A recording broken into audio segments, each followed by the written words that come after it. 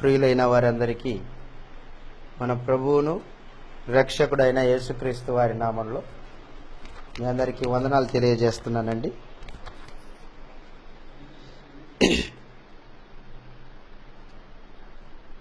మనం చదివిన వాక్య భాగం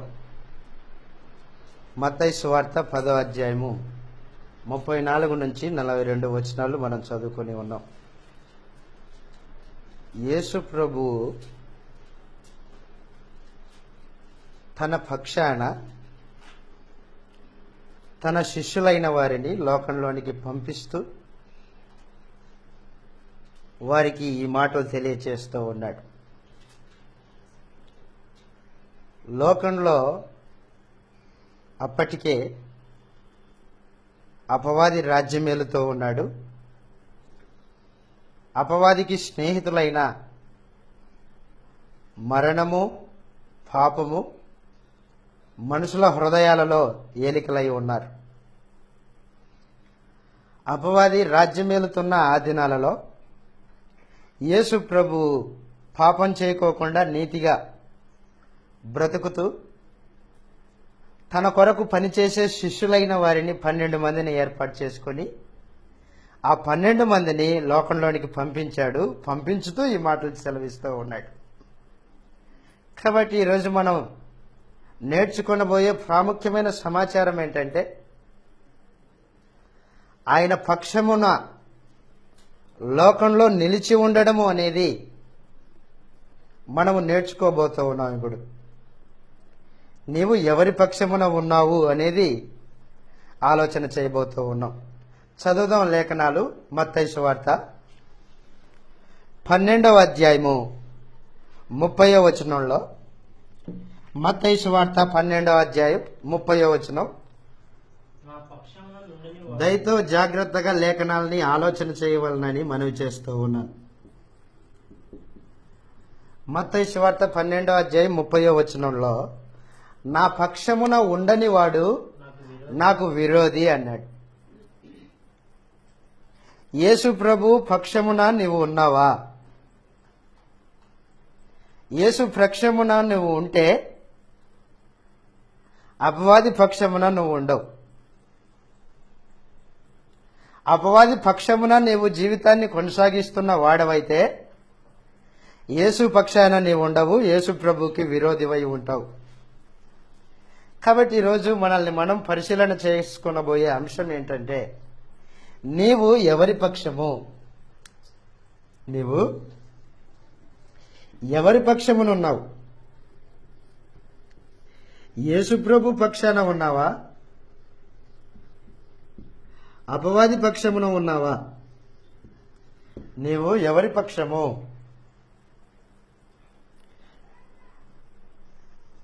దేవుణ్ణి ఆరాధన చేయడానికి వచ్చిన క్రైస్తవులైన మనము యేసుప్రభు పక్షమే కదా.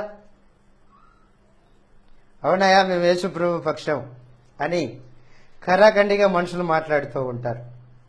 అయితే నీవు ఎవరి పక్షము అనేది నీ హృదయము, ఆ హృదయంలోని తలంపులు, ఆ హృదయంలోని భావాలు యేసు ప్రభు చేసినట్లే చేసేవాడవైతే నిజంగా నువ్వు యేసు ప్రభు పక్షమే. నీ హృదయం యొక్క తలంపులు లోక సంబంధమైనవై, శరీర సంబంధమైనవై, భూ సంబంధమైనవైతే నువ్వు పేరుకి యేసు ప్రభు పక్షమని నువ్వు చెప్పుకున్నప్పటికీ యేసు ప్రభు నీ హృదయాన్ని తెలిసినవాడు కాబట్టి నువ్వు అరే నా సంబంధివి కాదురా, నువ్వు అపవాది పక్షము అని ఖరాఖండిగా ముద్రేస్తాడు ఆయన. కాబట్టి నీవు ఎవరి పక్షము అనేది ఎలా తెలుస్తుందంటే, మొదటిగా నీ హృదయంను బట్టి తెలుసుకోవచ్చు. నీ హృదయంలోని ఆలోచనలను బట్టి, నీ హృదయంలోని భావాలను బట్టి,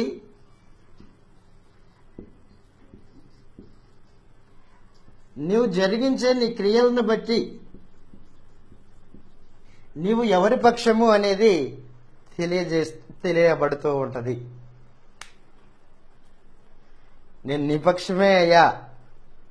నా పక్షం అయితే నాతో కలిసి సమకూర్చాలి అన్నాడు. అక్కడ చదువుదాం 12వ అధ్యాయం 30వ వచనంలో. మత్తయి సువార్త. నా పక్షమున నుండని వాడు నాకు విరోధి, నాకు శత్రువు. నాతో కలిసి సమకూర్చని వాడు చెదరగొట్టువాడు అన్నాడు. చూడండి, నువ్వు యేసు ప్రభు పక్షమైతే యేసు ప్రభు సంబంధివై ఉంటావు, యేసు ప్రభుతో పాటు సమకూరుస్తూ ఉంటావు, యేసు ప్రభుతో పాటు పని చేస్తూ ఉంటావు. అప్పుడు నీవు క్రీస్తు సంబంధివి. వాస్తవమైన సంగతి ఏంటంటే, దయతో గుర్తించండి, ఈ లోకంలో భూమి మీద ఇద్దరు బద్ధ శత్రువులు ఎప్పుడు గొడవ పడుతూనే ఉన్నాడు. ఇద్దరు బద్ధ శత్రువులు ఉన్నారు లోకంలో. ఆత్మ సంబంధంగా మీరు సంగతులని గ్రహించాలని మనవి చేస్తూ ఉన్నా. నేను లోకంలో లోక సంబంధమైన భౌతికమైన పార్టీలు ఎలాగున్నాయో, తెలుగుదేశం పార్టీ, కాంగ్రెస్ పార్టీ అని, వైఎస్సీపీ అని పార్టీలు ఎలాగైతే ఉన్నాయో, ఆత్మ సంబంధమైన ఈ ప్రపంచంలో కూడా 2 పార్టీలు ఉన్నాయి. ఈ 2 పార్టీలు ఎల్లప్పుడూ గొడవ పడుతూనే ఉంటాయి. ఈ 2 పార్టీలు మనుషుల్ని తమ వైపుకు సమకూర్చుకోవడానికి, మనుషుల్ని తన పక్షాన చేసుకోవడానికి ఆలోచనలు కలిగి ఉంటాయి ఎల్లప్పుడూ. ఆ 2 పక్షం వాళ్ళు, ఆ పార్టీ వాళ్ళు ఎవరంటే, ఒకరు మన ప్రభు అయిన యేసు, మరొకరు యేసు ప్రభుకి శత్రువైన అపవాది. మనము ఈ విషయాన్ని గ్రహించాలా. నేను నిజంగా యేసు ప్రభు పక్షాన ఉన్నానా? యేసు ప్రభు పక్షాన ఉన్నట్టుగా మాట్లాడుతున్నాను, కానీ అపవాది పక్షాన ఉన్నానా? ఆత్మ సంబంధంగా నీవు ఎవరి పక్షమో నీవు ఆలోచన చేయకపోతే నీవు కాలాన్ని వృధా చేసుకుంటూ ఉంటావు. నీ కాలాన్ని వృధా చేసుకొని నీ జీవితం ముగించుకుంటావు. నేను యేసుప్రభు పక్షమే అనుకొని అక్కడికి వెళ్తావు, కానీ అక్కడ పార్టీ మారిపోయి ఉంటుంది, పరిస్థితులు మారిపోయి ఉంటాయి. కాబట్టి మనము ఎవరి పార్టీ అనేది, ఎవరి పక్షం అనేది తేటగా గ్రహించాలి. 2, 1 క్రీస్తు ప్రభు తన పక్షాన మనుషుల్ని చేర్చుకోవడానికి లోకానికి వచ్చాడు. 2 అపవాది, వాడు కూడా తన పక్షాన మనుషుల్ని తన పార్టీలో చేర్చుకుంటూ ఉన్నాడు. ఏదైనా తోటలో మొట్టమొదటిగా దేవుడే వీరిద్దరిని భద్రశత్రువులుగా చేశాడు. యేసు ప్రభుకి అపవాదికి శత్రుత్వం పెట్టింది ఎవరు? దేవుడే శత్రుత్వం పెట్టాడు. ఆదికాండం 3వ అధ్యాయంలో, ఆదికాండము 3వ అధ్యాయము లేఖనాలు చదువుదాం. ఇలాగ రాయబడ్డాయి. ఆదికాండము 3వ అధ్యాయము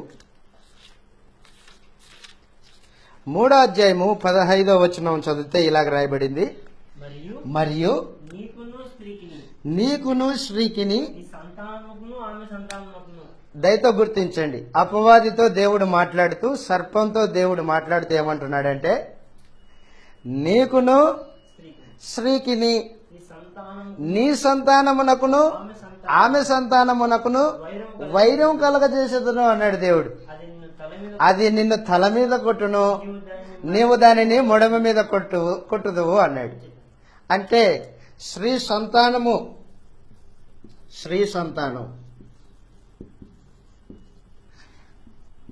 నీ సంతానం. దయతో గుర్తించండి, స్త్రీ సంతానము యేసుక్రీస్తు,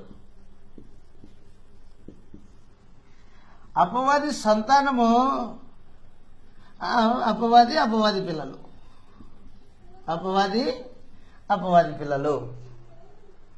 అపవాదికి యేసుప్రభుకి వైరము ఆదికాండంలోనే పెట్టబడింది. భూమి నిర్మాణమైనప్పుడు ఆదాము అవ్వలు ఎప్పుడైతే దేవునికి విరోధంగా పాపం జరిగించారో, అప్పుడే క్రీస్తు ప్రభువుకి అపవాదికి వైరం పెట్టబడింది. వీరిద్దరూ లోకంలో యుద్ధం జరిగించుతూనే ఉన్నారు ప్రారంభం నుంచి. యేసు ప్రభువు ఏమో నీతి పక్షాన పోరాడుతున్నాడు, అపవాది దుర్నీతి పక్షాన పోరాడుతున్నాడు. యేసు ప్రభువు దయా ప్రేమ కలిగి పనిచేస్తూ ఉన్నాడు. వీడు క్రూరత్వము కలిగి అధికారం కోసము మనుషుల్ని బానిసలుగా చేసుకొని వాడు బానిసలుగా చేసుకోవడానికి చూస్తూ ఉన్నాడు. అయితే ఇక్కడ ఒక ప్రాముఖ్యమైన సమాచారం మీరు గ్రహించవాలని మనం గ్రహించాలి. ఏంటంటే నేడు మనము ఎవరి పక్షాన ఉండదలుచుకుంటున్నాము అనేది మనం ఆలోచన చేయాలి. నిజంగా యేసుప్రభు పక్షాన ఉండదలుచుకుంటే నువ్వు నీతిగా బతకవలసిన అవసరం ఉంది. నువ్వు నిజంగా యేసుప్రభు పక్షాన నిలబడదలుచుకుంటే నీ హృదయంలో దయ, ప్రేమ, కనికరాన్ని కలిగి ఉండవలసిన అవసరం ఉంది. ప్రేమతో మనుషుల్ని సంపాదించాలి. క్రూరత్వం చూపి, పగ చూపి, కక్ష పెట్టి అతన్ని బానిసగా చేసుకోకూడదు. అపవాది ఏం చేస్తుందంటే మొదట్లోనే దేవునికి విరోధంగా మనుషుల్ని తిప్పి అవిశ్వాసపరులుగా చేసి దేవుని మాట మీద అపనమ్మకం కలిగేటట్టు మాట్లాడి అవ్వను మోసగించి అవ్వతో పాటు అవ్వ భర్త అయిన ఆదామును కూడా మోసగించి దేవునికి విరోధంగా తిప్పింది. ఇప్పుడు ఆదామవ్వలు ఎవరి పక్షం? ఆదామవ్వలు అపవాది పక్షం. అందుకోసమే దేవుడు అపవాది సంబంధులతో సహవాసం చేయలేడు. ఆయన ఏదైనా తోటలో నుంచి ఇద్దరిని గెంటేశాడు ఆయన సన్నిధిలో నుండి. దేవుడు వెలుగు, పాపం ఏమాత్రం లేనివాడు. యేసుప్రభు కూడా వెలుగై ఉన్నాడు, ఆయన దగ్గర కూడా పాపం ఏమీ లేదు. అపవాది మొదటి నుండి పాపం చేస్తున్నాడు, పాపం చేయు ప్రతివాడు అపవాది సంబంధి అని చెప్పేశాడు. కాబట్టి యేసుప్రభు దగ్గర వెలుగుంది. యేసుప్రభువే వెలుగు. అపవాది దగ్గర చీకటి ఉంది, పాపం ఉంది. పాపంలో నడిచే ప్రతివాడు అపవాది యొక్క సంబంధులై అపవాది పక్షాన నిలబడి ఉన్నాడు. వెలుగులో నడిచే ప్రతి వ్యక్తి క్రీస్తు సంబంధి అయి క్రీస్తులో నిలబడి ఉంటాడు, క్రీస్తు పక్షాన నిలబడి ఉంటాడు అన్నమాట. అయితే మనం ఆలోచన చేయవలసిన ప్రాముఖ్యమైన సమాచారం ఇది. నీ హృదయంలో ఎవరి పక్షాన నిలిచి ఉన్నావో నువ్వు ఆలోచన కలిగి ఉండాలా. ఒక రోజున యేసు ప్రభు తన శిలువ మరణం వలన మానవ జాతికి మేలు జరుగుతుందని, మానవ జాతిని దేవుడు క్షమించే అవకాశం దొరుకుతుందని, నేను మనుషుల చేత చిక్కబడి శిలువేయబడి 3వ దినమున లేస్తాను అని యేసుప్రభు మాట్లాడుతూ ఉంటే, యేసుప్రభు శిష్యుడైన పేతురు మాత్రం ఏమంటున్నాడు? చేయి పట్టుకొని ప్రభువా ఇది నీకు దూరమగునుగాక అన్నాడు. యేసుప్రభు చనిపోకూడదని, యేసుప్రభుకి ఏ బాధ కలగకూడదని, ఏ హింస కలగకూడదని భావిస్తున్నాడు పేతురు. కానీ యేసుప్రభు ఏమంటున్నాడంటే, పేతురు అని పిలవలా, సాతానా నా వెనకకు పో అన్నాడు. ఇప్పుడు పేతురు కాదా సాతానా? పేతుర్ని యేసుప్రభు ఎందుకు సాతానా అని పిలిచాడు? ఎందుకు పిలిచాడంటే పేతురు యొక్క ఆలోచన విధానము, పేతురు తలంచిన ఆలోచన భౌతికంగా, శరీర సంబంధంగా, లోక సంబంధమై ఉంది కాబట్టి సాతానా నా వెనుకకు పో అన్నాడు. మనుషుల సంగతుల్ని ఆలోచన చేసే ప్రతివాడు అపవాది సంబంధే. దయతో గుర్తించండి. గ్రంథం చదువుదాం. లేఖనాల్లో ఇలా రాయబడింది, నీవు ఎవరి సంబంధివో నీ ఆలోచన, నీ మాటలను బట్టి తెలిసిపోతుంది. మత్తయి సువార్త యేసు ప్రభు మాట్లాడుతూ 16వ అధ్యాయం 21వ వచనం. నీవు ఎవరి సంబంధివి అనేది మొదటిగా ఎలా తెలుస్తుందంటే నీ ఆలోచన, నీ మాటలు, నీ ఆలోచన విధానము, నీ మాటలు నీవెవరో తేటగా చెబుతుంది. నువ్వు ఎవరి పక్షంగా ఉన్నావో తెలియజేస్తూ ఉంటది. చదువు 16వ అధ్యాయము, మత్తయి సువార్త 16వ అధ్యాయం 21వ వచనం నుండి. అప్పటి నుండి తాము యెరూషలేముకు వెళ్ళి పెద్దల చేతను, ప్రధాన యాజకుల చేతను, శాస్త్రుల చేతను అనేక హింసలు పొంది చంపబడి 3వ దినమున లేపబడుట అగత్యమని యేసు తన శిష్యులకు తెలియజేయ మొదలు పెట్టగా పేతురు ఆయన చెయ్యి పట్టుకుని, ప్రభువా, అది నీకు దూరమగునుగాక. ఏది దూరం అవ్వాలి? మనుషుల చేత పట్టబడేది దూరం అవ్వాలి, నీవు సిలువ వేయబడేది దూరం అవ్వాలి నీకు అంటూ ఉన్నాడు. అది నీకు దూరమగునుగాక, అది నీకు ఎన్నడూ కలగదని. నిజంగా యేసు ప్రభు శిలువ మరణం పొందకపోతే మానవ జాతి పాప విమోచన ఎలా జరుగుతుంది? అంటే పేతురు ఏం ఆలోచన కలిగి ఉన్నాడో ఆలోచించే ఒకసారి. దేవుని సంకల్పం జరగకూడదన్నా పేతురు యొక్క ఉద్దేశం? అంటే పేతురు ఏమి తలుస్తున్నాడంటే యేసు ప్రభు వెంట తిరుగుతూ ఉన్నాడు కానీ, ఆయన మాటలు వింటూ ఉన్నాడు కానీ, ఇంకా అపవాది పక్షముననే నిలబడి ఉన్నాడు. యేసు ప్రభు పక్షం లేడా? అదేంది, సమస్తాన్ని విడిచిపెట్టి ఆయన వెంట వచ్చాడే.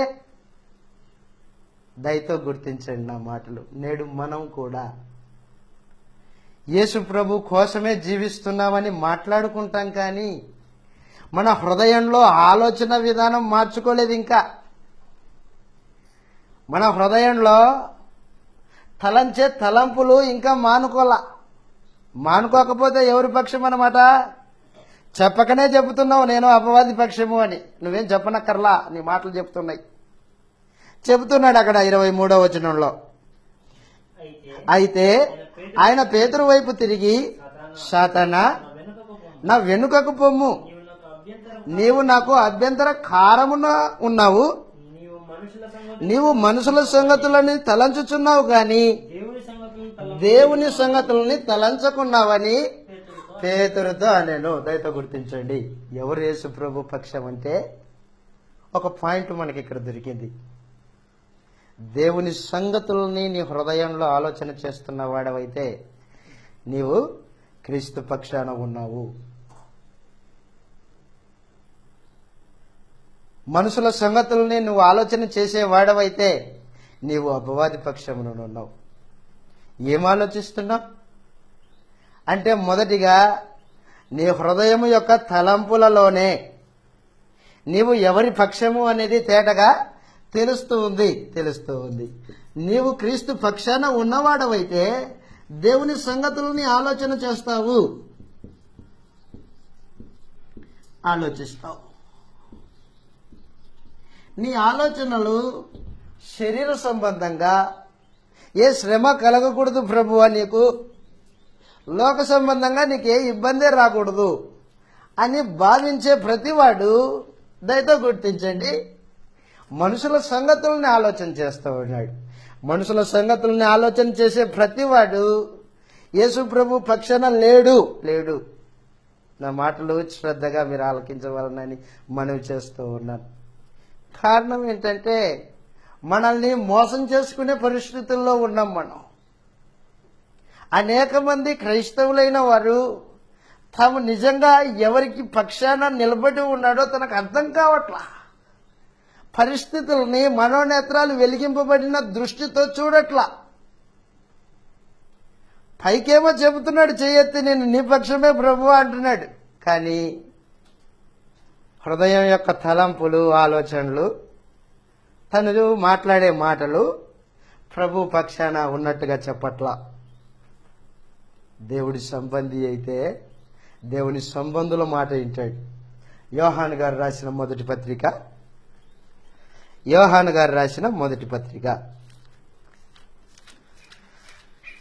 అపోస్తలుడైన యోహాను గారు మొదటి పత్రిక 4వ అధ్యాయం,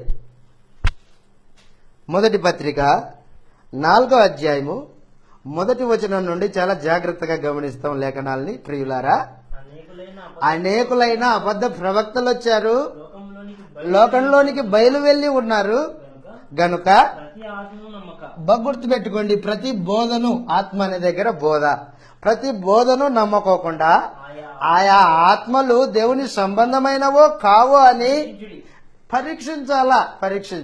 క్రీస్తు ప్రభు పక్షాన నువ్వు ఉన్నావా? అయితే ఏది యేసు ప్రభు యొక్క స్వరమో, ఏది అపవాది యొక్క స్వరమో నీవు గ్రహించేవాడవై ఉండాలా. లేకపోతే ఆయన పక్షంగా ఉండకోకుండా దారి తప్పిపోతావు. ఆయన పక్షంగా ఉండేవాడు ఆయన స్వరాన్ని వింటాడు. ఇది యేసు ప్రభు స్వరం కాదు, అయితే అన్నింటిని వెంబడించకూడదు అని ఆ గొర్రె పిల్ల అతని యొద్ద నుండి తప్పిపోతుంది, వేరే మార్గం వెళ్ళిపోతుంది. మనందరికీ తెలుసు కదా, గొర్రెలు గొర్రె కాపరిని వెంబడిస్తాయి. గొర్రె కాపరి యొక్క స్వరాన్ని ఎరుగుతాయి. కాబట్టి మనం వాక్యం వింటూ ఉన్నప్పుడు ఎవరైనా చెప్పని సహోదరులు, అది దేవుని సంబంధమైనదా కాదా అని పరీక్షించి మధ్యలో ఒక గీత గీసి చూడాల దాన్ని దీన్ని తేడాగా. లేకపోతే ఏమైపోతావు, అన్ని దేవుని మాటలే కదా అని మోసపోతావు. చెబుతూ ఉన్నాడు. కిందికి మాట్లాడదాం. కిందికి చదివితే, యేసుక్రీస్తు, బాగా గుర్తుపెట్టుకోండి, యేసు ప్రభు శరీరాన్ని ధరించుకొని వచ్చాడని ఏ ఆత్మ అయితే ఒప్పుకుంటాడో అది దేవుని సంబంధమైనది. ఏ ఆత్మ యేసుని ఒప్పుకొనదో దేవుని సంబంధమైనది కాదు. దీనిని బట్టి దేవుని ఆత్మను మీరు ఎరుగుదురు. క్రీస్తు విరోధి ఆత్మ వచ్చునని మీరు వింటిరి కదా. వినిన సంగతి ఇదే, ఇదివరకు అది లోకంలో ఉంది. చిన్నపిల్లలారా, మీరు దేవుని సంబంధులు. మీలో ఉన్నవాడు లోకంలో ఉన్నవాని కంటే గొప్పవాడు గనుక మీరు వారిని జయించి ఉన్నారు. వారు లోక సంబంధులు గనుక. ఆ మాట చాలా జాగ్రత్తగా అండర్లైన్ చేసుకోండి. నీవు మాట్లాడే మాటలు లోక సంబంధమైనవైతే నువ్వు క్రీస్తు పక్షాన లేవు అనేది ఖరాఖచ్చితం. చెబుతూ ఉన్నాడు. వారు లోక సంబంధులైనట్టు మాట్లాడతారు, లోకము వారి మాట వింటది. వారు లోక సంబంధులు కాబట్టి, లోకంతో స్నేహం చేసేవారు కాబట్టి వారి మాట వింటది. మనం దేవుని సంబంధులం. దేవుని సంబంధి అయిన వాడు మన మాట వింటాడు. దేవుని సంబంధి కానివాడు మన మాట వినడు. అది ఖచ్చితం అని చెప్పేశాడు. కాబట్టి నువ్వు లోక సంబంధివా, క్రీస్తు సంబంధివా? నువ్వు క్రీస్తు పక్షాన ఉన్నావా, అపవాది పక్షాన ఉన్నావా అనేది ఎలా తెలుస్తుందంటే, నీవు దేవుని మాటను అనుసరించి నీ జీవితాన్ని మార్చుకున్న వాడవైతే నువ్వు క్రీస్తు పక్షాన ఉన్నావు. ఆయన స్వరం ఎరిగి, ఆయన స్వరము నువ్వు గుర్తించి, ఇది యేసు ప్రభు స్వరం అని గుర్తించి ఆయన్ని వెంబడిస్తే నువ్వు ఆయన సంబంధివై ఆయన పక్షాన ఉంటావు. లేకపోతే అపవాది పక్షాన ఉంటావు. అపవాది పక్షమున ఉండేవాడు యేసు ప్రభువుకి విరోధి. కాబట్టి నువ్వు క్రీస్తు పక్షం అనేది ఎలా తెలుస్తుంది అంటే, మొదటిది నువ్వు తలంచే తలంపులు, రెండవది నీ మాటలు. అక్కడే మాటలు చదవదు, ఆ మాటలు మరొకసారి. నీ మాటలను బట్టి వారు లోక సంబంధులైనట్టు మాట్లాడతారు. అదిగో మాటలు, లోకం వారి మాట వింటది. మనం దేవుని సంబంధులము. దేవుని ఎరిగిన వాడు మన మాట వింటాడు, అదనమాట.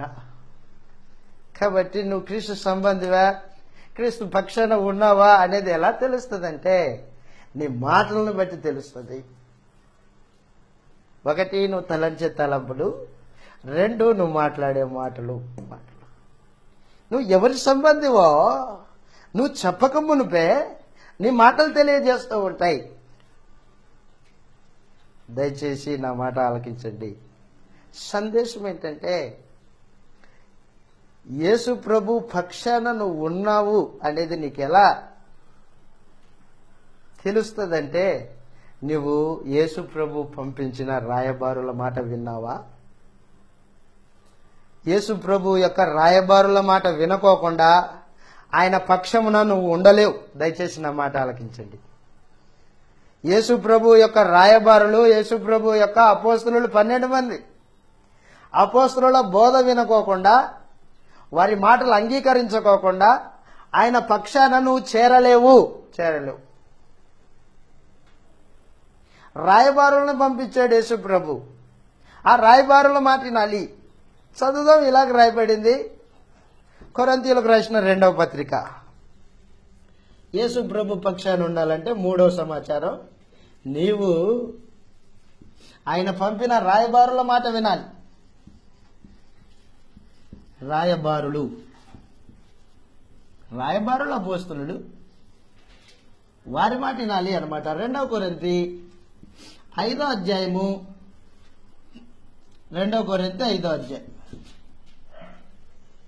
20వ వచనం చదువుదాం. దయతో గుర్తించండి. కావున దేవుడు మా ద్వారా వేడుకొనినట్లు మేము క్రీస్తుకు రాయబారులమై ఉండి దేవునితో సమాధానపడుడని క్రీస్తు పక్షాన మిమ్మల్ని బతిమాలుకొనుచున్నాం అన్నాడు. మేము దేవునితో సమాధానపడనండి అని క్రీస్తు పక్షాన మేము రాయబారులుగా వచ్చామన్నాడు. అపోస్తలులు వారి బోధ యేసు ప్రభు దగ్గర నేర్చుకున్న బోధ. ఆ బోధలో ఏముందంటే రాయబారత్వం ఉంది. రాయబారి అంటే అర్థం ఏంటి? ఇద్దరు మనుషులకి మధ్యలో మధ్యవర్తి రాయబారి అన్నమాట. ఏదో తప్పు చేశానులేండి, క్షమించండి. సరే క్షమించాను పో, ఆ మాట పోయి చెప్తాడు రాయబారి. రాయబారులు మధ్యవర్తులు అన్నమాట. అంటే క్రీస్తు పక్షాన రాయబారులు వచ్చారు, అపోస్తలులు వచ్చారు. అపోస్తలుల యొక్క బోధ విని ఆ బోధకు నువ్వు హృదయపూర్వకంగా లోబడిన వాడవైతే అప్పుడు నీవు క్రీస్తు పక్షంగా ఉన్నావు. డౌట్ లేదు, దాంట్లో డౌట్ లేదు. అంటే నీవు విన్న సందేశము, నీవు రక్షణ పొందడానికి విన్న సందేశము అపోస్తలుల బోధన కాదా అనేది మీరు ఆలోచన చేయాలి. అపోస్తలుల బోధే అయితే, ఆ బోధకు హృదయపూర్వకంగా లోబడిన వాడవైతే ఖచ్చితంగా నీవు క్రీస్తు పక్షాన ఉన్నవాడవే. డౌట్ లేదు దాంట్లో. క్రీస్తు పక్షాన ఉన్నవాడు ఆయన పంపించిన రాయబారుల మాట వింటాడు.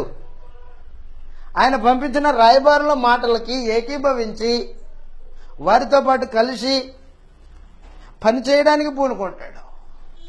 చదువుతో ఇలాగ రాయబడింది ఎఫెసీయులకు రాసిన పత్రికలో, క్షమించండి, రోమీయులకు రాసిన పత్రిక. రోమీయులకు రాసిన పత్రికలో వారి మాటలతో ఏకీభవించి రాయబారుల యొక్క మాటలని అంగీకరించని వాడు యేసుప్రభు పక్షాన లేనే లేడు. రోమీయులకు రాసిన పత్రిక 3వ అధ్యాయం, క్షమించండి ఆ మాట, ఎఫెసీయులకు రాసిన పత్రికలో, ఎఫెసీయులకు రాసిన పత్రిక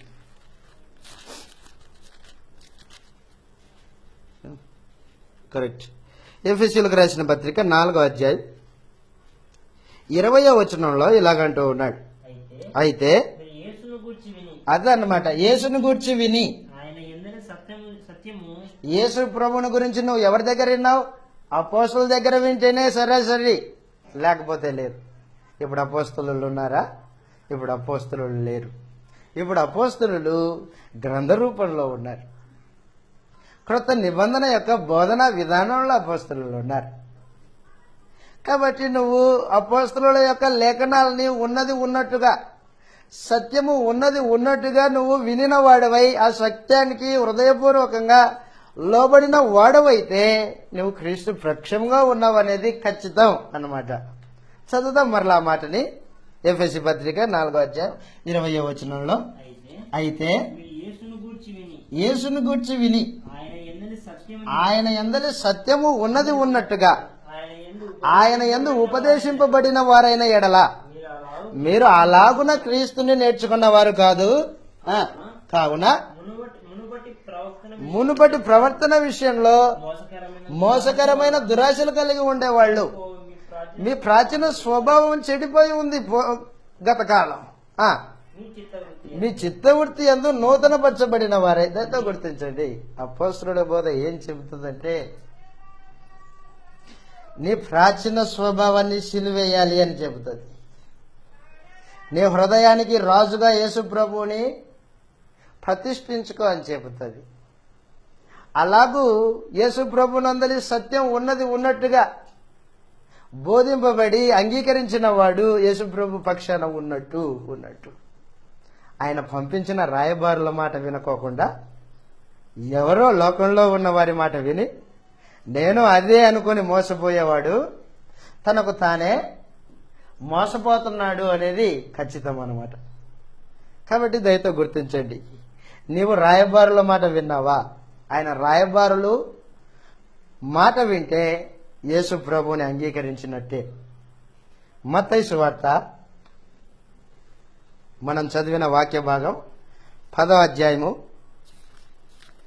మత్తయి సువార్త 10వ అధ్యాయంలో యేసు ప్రభు చెబుతూ ఉన్నాడు, నేను మిమ్మల్ని పంపిస్తున్నాను కదా, మిమ్మల్ని చేర్చుకుని వాడు నన్ను చేర్చుకున్నట్టే అన్నాడు. చదువుదాం 40వ వచనంలో.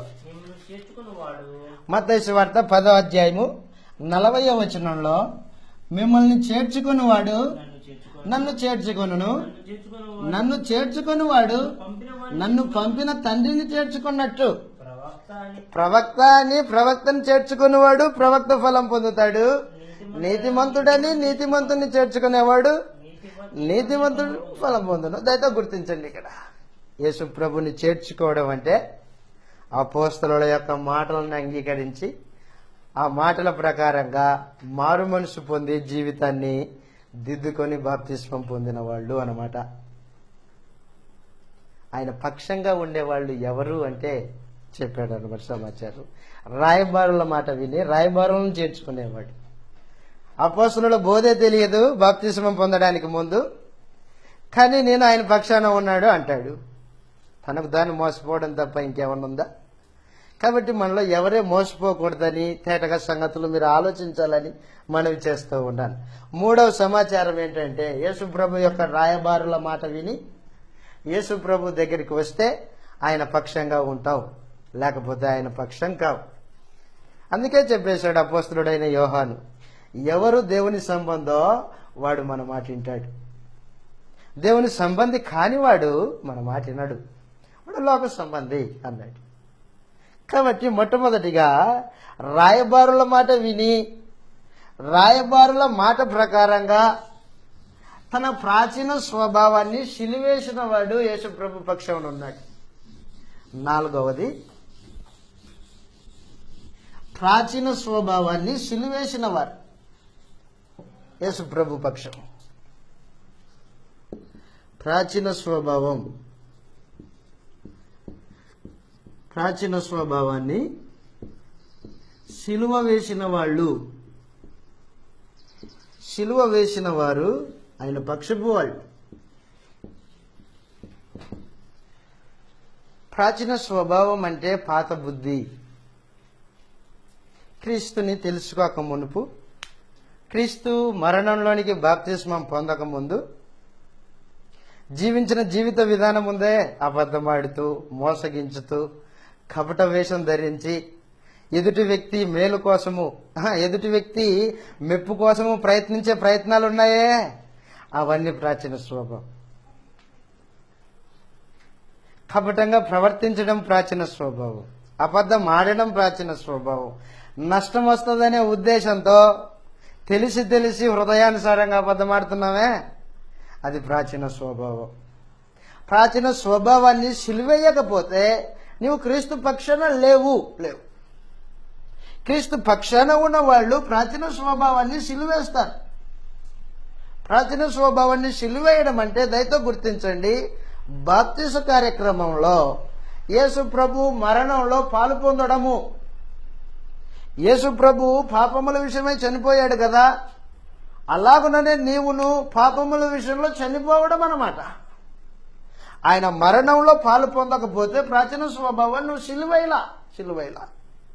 రోమీలకు రాసిన పత్రిక 6వ అధ్యాయము 6వ వచనం నుండి ఇలాగ చెబుతూ ఉన్నాడు పౌలు.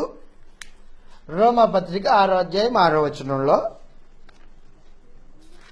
రోమీలకు రాసిన పత్రిక 6వ అధ్యాయము 6వ వచనంలో ఇలాగంటున్నాడు, ఏమనగా మనము ఇకను పాపమునకు దాసులం కాకుండానట్లు, బాగా గుర్తుపెట్టుకోండి, పాప శరీరము నిరర్ధకమగునట్లు మన ప్రాచీన స్వభావము ఆయనతో కూడా సిలువేయబడిందని ఎరుగుదము అన్నాడు. చూడండి, ప్రాచీన స్వభావాన్ని వెంట పెట్టుకుని తిరిగేవాడు క్రీస్తు పక్షాన లేనే లేడు. దయతో గుర్తించండి. నేను క్రీస్తు పక్షాన అని చెప్పుకుంటే సరిపోలా. ఆయనతో పాటు సిలువేయబడిన వాణ్ణేనా? ఆయనతో పాటు సిలువేయబడిన వాణ్ణి అంటే నా ప్రాచీన స్వభావాన్ని, నా పాత బుద్ధిని నిజంగా సిలువేశానా? సిలువేస్తేనే ఆయన సంబంధిని, సిలువేస్తేనే ఆయనతో పాటు ఆయన పక్షాన ఉన్నవాణ్ణి, లేకపోతే కాదు. దయతో గుర్తించండి. ప్రాచీన స్వభావంను సిలువేసిన వారు అన్నమాట ఆయన పక్షంలో ఉన్నవాళ్ళు. పాప శరీరము నిరర్ధకమైపోయింది. నిరర్ధకం అంటే అర్థం లేనిది. ఇప్పుడు ఈ శరీరం కోరుకునే కోరికలు కాదు. శరీరము ఈ 5వ పాయింట్ వస్తుంది, దాని కింద వస్తుంది 5వ పాయింట్. దయతో గుర్తించండి. అయితే దానికంటే ముందు ఈ మాటని గమనించండి. యేసు ప్రభు యొక్క మరణంలో పాలు పొందిన నీవు ప్రాచీన స్వభావాన్ని సిలువేశావని గ్రహించాలా. ఇక నేను అబద్ధం ఆడకూడదు.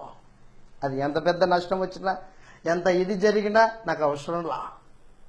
ఎందుకంటే నేను ప్రాచీన స్వభావాన్ని సిలువేశాను అన్నమాట. సిలువేసిన వాడు మరలా అబద్ధాన్ని వెంట పెట్టుకొని తిరుగుతున్నాడు అనుకో, అది సిలువేసినట్టు కాదు.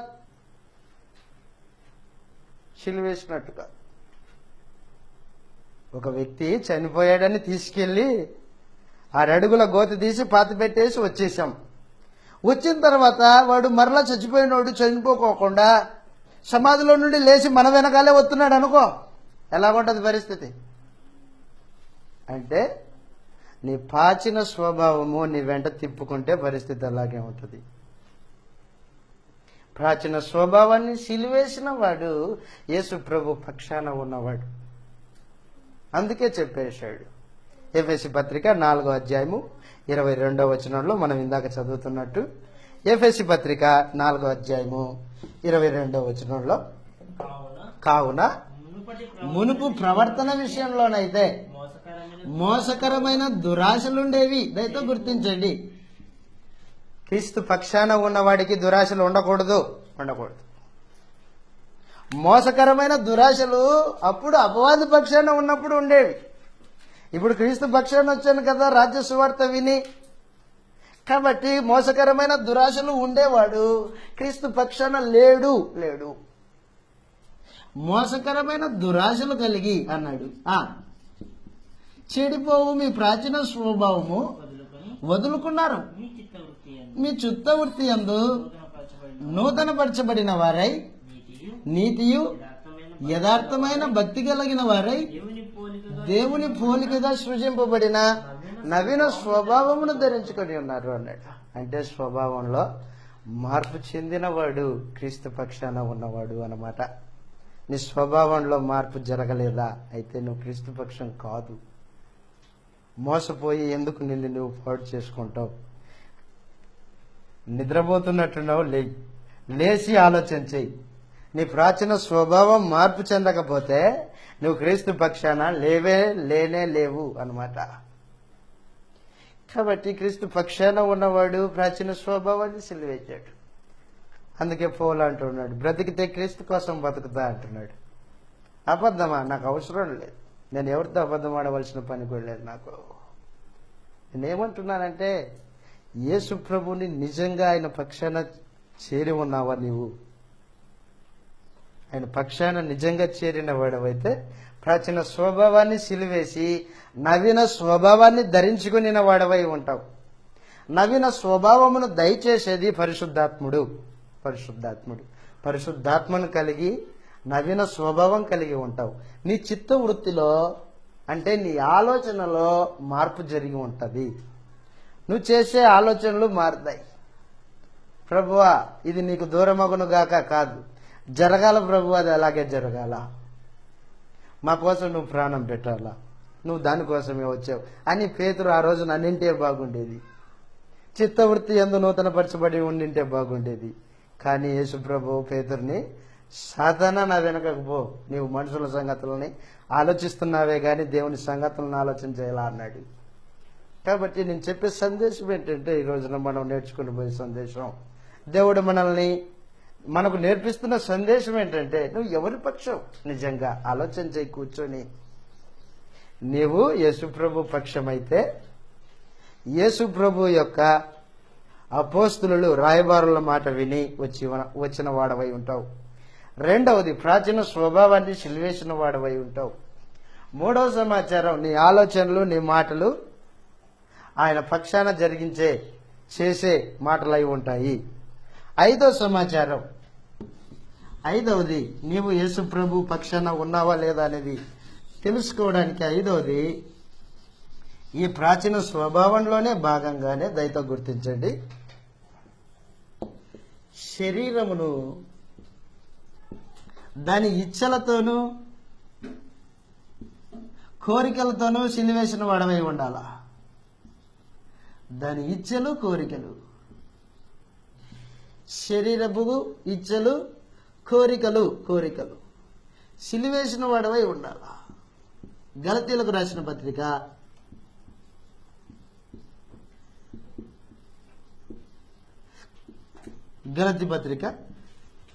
5వ అధ్యాయము 23వ వచనంలో ఇలాగ రాయబడింది. దయతో గుర్తుపెట్టుకోండి, యేసు ప్రభు పక్షాన ఉన్నావు అనేది నీకు ఎలా తెలుస్తుందంటే, నువ్వు శరీరమును దాని ఇచ్చలతోనూ కోరికలతోనూ సిలువేసి ఉండాల. శరీర కోరికల్ని నిగ్రహించుకుంటూ ఉండాలా.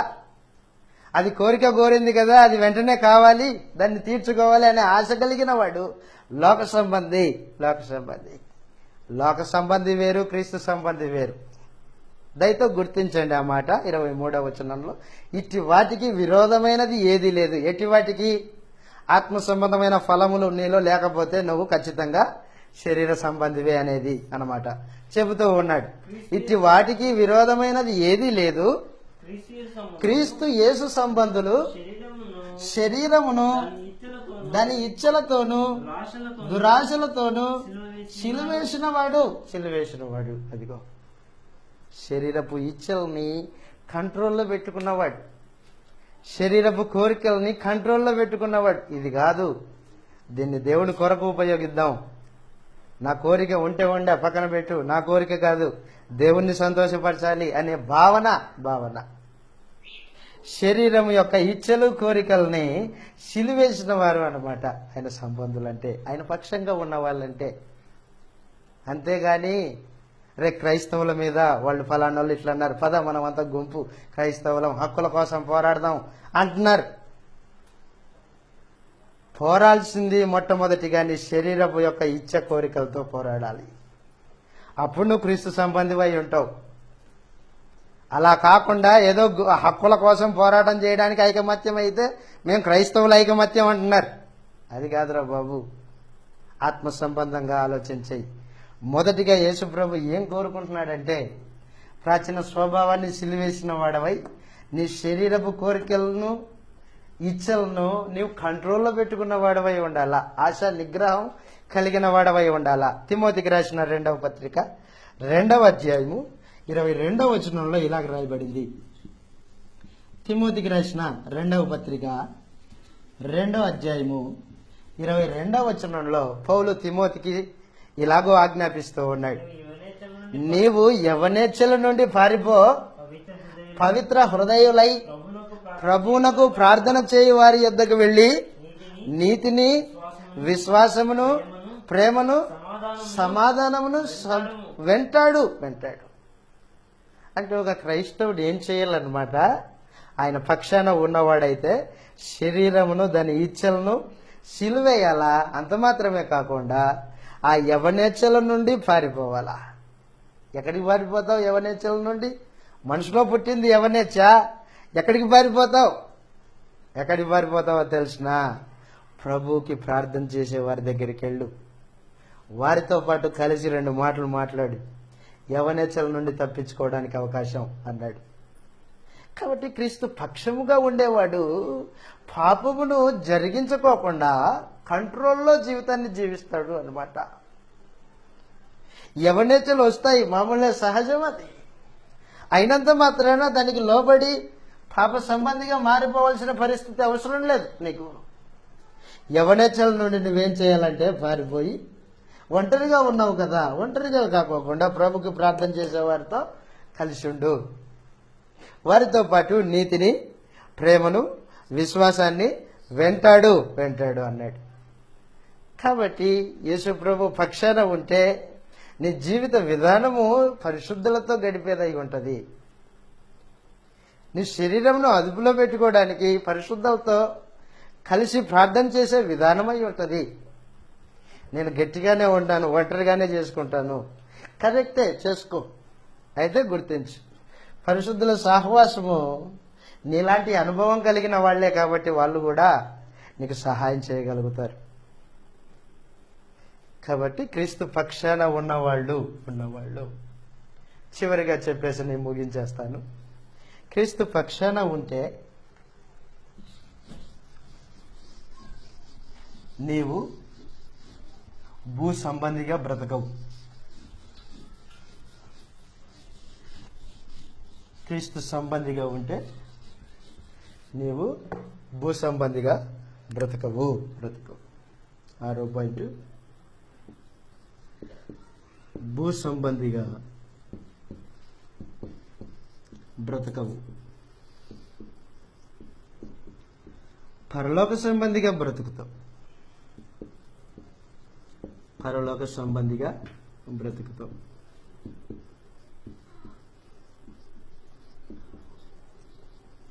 పరలోక సంబంధిగా బ్రతుకుతావు.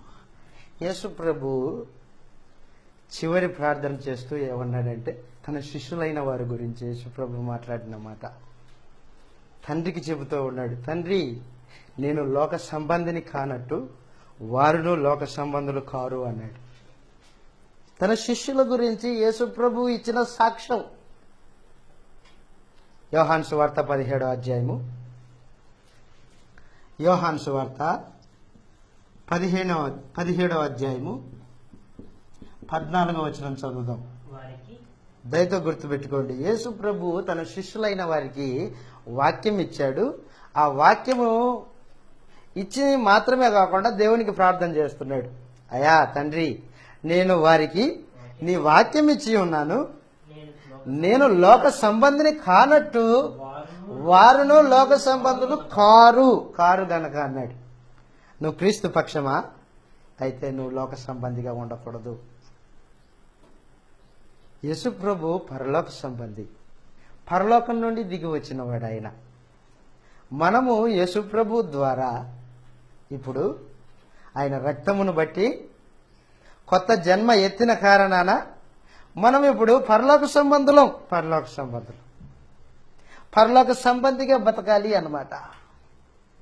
యేసు ప్రభు ముందే చెప్పేశాడు ప్రార్థనలో, నేను లోక సంబంధిని కానట్టు తండ్రి వారును లోక సంబంధులు కారు అన్నాడు. కానీ మనము లోక సంబంధులుగా బతుకుతూ ఉన్నాం. ఆయన కారు అన్నాడు, బతుకుతూ ఉన్నాం. మనం చూడు ఎంత వ్యత్యాసం ఉందో. దయచేసి గుర్తించండి, లోక సంబంధులుగా కానట్టు పరలోక సంబంధులుగా బతకాలి.